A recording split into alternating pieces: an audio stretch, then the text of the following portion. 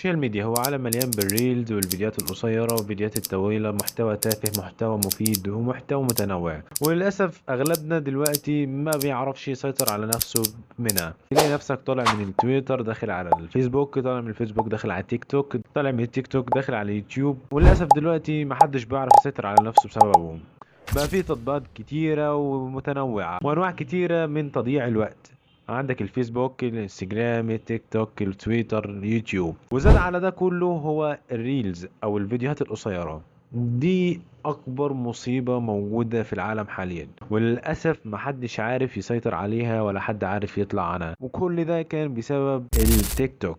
التيك توك هو تطبيق مليان بالمجتمعات الفاسدة اللي للأسف بتسيطر على عقولنا وبتضيع تركيزنا وبتدمر صحتنا، واللي احنا في فترة تعتبر هي أهم فترة في حياتنا. هي فترة الشباب، فترة العشرينات أو تحت العشرينات، وهي فترة شبابنا. للأسف هي الفترة اللي احنا المفروض بنكون فيها مستقبلنا، بنتعلم مهارات جديدة، بنطور من نفسنا، بنمارس رياضة، بنحاول ان احنا نشد على نفسنا، يعني نحاول نجيب فلوس، نفوق للدنيا، نتعلم حاجات جديدة يعني. وللأسف حاليا بنضيعها على السوشيال ميديا وعلى مسكة التليفون والسكرولينج على الفاضي وعلى المليان. تقوم من النوم تلاقي نفسك ماسك التليفون لحد ما تنام تاني. وانا كنت نزلت فيديو من سنة تقريبا مع تجربتي مع حذف كل تطبيقات السوشيال ميديا لمدة شهر. وطبعا في الفيديو ده اتكلمت عن تجربتي الكاملة، بس انا في الفيديو ده يعني ايه جيت بعدها بشوية وبرضه رجعت نزلت السوشيال ميديا تاني، وقعدت برضه رجعت للدوامة اللي كنت فيها. لو ما اتفرجش على الفيديو لازم تتفرج عليه تاني، عشان هو بيتكلم عن التجربة بتاعتي وشعوري وقتها وازاي استفدت من قطعة السوشيال ميديا. لو لاحظت الفيديوهين اللي فاتوا اتكلمت عن الغيرة والحسد والمقارنة بالآخرين، وكان السبب الرئيسي من الفيديوهين دول هو وجود السوشيال ميديا اساسا اللي بتخلينا ننجذب للموضوع ده. ولذلك قررت ان انا اعمل فيديو تاني، لاني حاليا بقالي حوالي 4 شهور متواصلين حذف السوشيال ميديا كلها. ما عنديش تويتر، ما عنديش انستجرام، ما عنديش فيسبوك، ما عنديش تيك توك. طبعا ده كده كده ما بحملوش اساسا. والفكره في الفيديو ده ان انا مش هتكلم عن تجربتي، مش هتكلم يعني عن ازاي انا حسيت بفرق، عشان طبعا كلنا عارفين الفرق ده. بس انا هكلمك عن التركاية او الطريقة ان انا قدرت احذف السوشيال ميديا. لو تلاحظ ان انا متعود دايما كل فترة، يعني كل مثلا 3 شهور ولا حاجة، لو لقيت نفسي نزلت السوشيال ميديا بعد فترة مثلا واندمجت فيها، فبقدر ان انا عادي جدا احذفها من اول وجديد تاني واكمل حياتي عادي من غيرها. لدرجة ان انا حاليا ما بقتش بتيجي في بالي اساسا.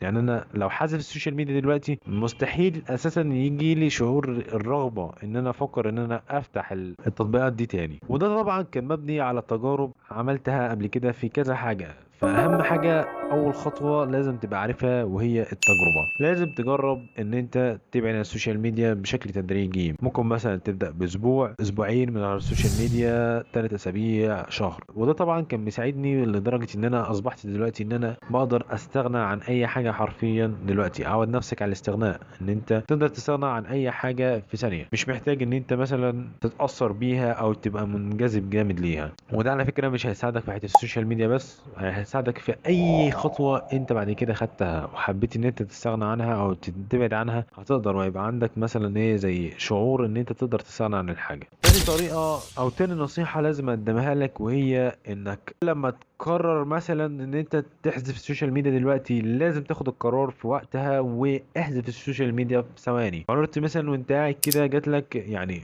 حتة كده ايه غفوة كده، وفقت لنفسك وقلت انا لازم احذف الفيسبوك مثلا، لازم احذف التيك توك، على طول في ثانية في لحظتها على طول احذف التطبيق ده، امنعه تماما. وهنا هتقابلنا مشكلة، وهي انك ممكن تكون كنت بتقضي وقت كتير جدا على السوشيال ميديا، 5 ساعات 6 ساعات، وانت اكيد لو دخلت على الفيديو ده فانت اكيد بتقضي الوقت ده. فهنا المشكلة هتيجي ان انت ال5 او 6 ساعات اللي راحوا منك دول ازاي هتغطيهم. المهم ان انت ما تقعدش فاضي. هي دي النصيحة. ما تقعدش فاضي، عشان انت للاسف لو حذفت السوشيال ميديا عدد الساعات اللي كنت بتقضيها على الفيسبوك، على التويتر، على التيك توك، اللي انت الوقت ده انت مش عارف تقضيه بحاجة تانية. يعني انت مثلا فده بيؤدي ان انت بتضطر ان انت يا تتجه لعادة سيئة تاني غير السوشيال ميديا، او تضطر ان انت تنزل السوشيال ميديا من اول وجديد تاني وتعيد الكرة وما تستفدش بالتجربة. فالنصيحة هنا ان انت لما تحذف السوشيال ميديا حاول ان انت الوقت اللي استغنيت عنه تقضيه في حاجة تانية، وحاجة تانية تكون بتشغلك عن السوشيال ميديا ما تقربكش ليها، زي مثلا تتعلم لك لغة جديدة، تعلم لك مهارة جديدة، تنزل تشتغل، تبعد التليفون عنك اساسا، ما تبقاش تخليه جنبيك. وفي نصيحة تانية كنت خدتها من فيديو احمد ابو زيد اللي هو اساسا الاب الروحي لهذه الفكرة، فكرة البعد عن السوشيال ميديا، وهو انك مثلا لو ما قدرتش تستغنى عن السوشيال ميديا ومحتاجها جدا في وقتك ومحتاج ان انت تشتغل عليها، يبقى الخطوة الجاية ان انت تلغي المتابعة او ما تتابعش غير الحاجة اللي انت عايزها. اللي هو مثلا انت عندك بيجي بتاعتك بتنزل عليها محتوى، بتنزل عليها كورسات، بتنزل عليها شغلك، خلي هي دي الصفحة الوحيدة اللي عليها، خش عليها بس، اعمل انفولو لاي بيجات او اي حاجة بتاخد من وقتك. انا على سبيل المثال كان صفحاتي مليانة بيجات عن كرة القدم والاخبار الرياضية وانتقال اللاعبين والميركاتو والدوري الانجليزي والكلام ده. كنت بقعد بقى البوست مثلا يبقى صفحة كاملة، اروح دايس عرض المزيد واقعد اقرا البوست كله. ده يعني قراءة البوست الواحد كان ممكن ياخد من ايدي مثلا 5 ل6 دقايق. شوف بقى كام بوست كنت بعدي عليه اقعد اقرا فيه، فتضييع وقت كتير ملهوش اي لازمه وما كنتش بستفاد بحاجه. فلاحظت ان انا بقضي وقت كتير جدا على السوشيال ميديا، 6 ساعات او 7 ساعات او 8 ساعات في اوقات يعني. وهنا كنت لازم اقف مع نفسي واقول لا ما ينفعش كده، فاضطريت ان انا احذف السوشيال ميديا. وهنا ننتقل للنصيحه اللي بعد كده، وهي للاسف يعني في فكره احمد ابو زيد كان بيقول ان انت لو حذفت السوشيال ميديا او الفيسبوك حاول تبقى تخش عليها من المتصفح. ودي فكره انا صراحه ما رجحهاش، لانك يعني اعتقد انك لو حذفت الحاجه تماما وبعدتها عنك تماما لمدة مثلا اسبوع كامل، ما بتشوفش حاجة عن الموضوع ده، ما بتخش عليها خالص ولا متصفح ولا غير متصفح، اعتبرها مش موجودة في حياتك، ده هيكون افضل ليك وهتتعافى بسرعة منها عن انك تكون لسه موجودة على المتصفح بتاعك. انت لو الفيسبوك موجود على المتصفح بتاعك اللي هو جوجل كروم مثلا على التليفون،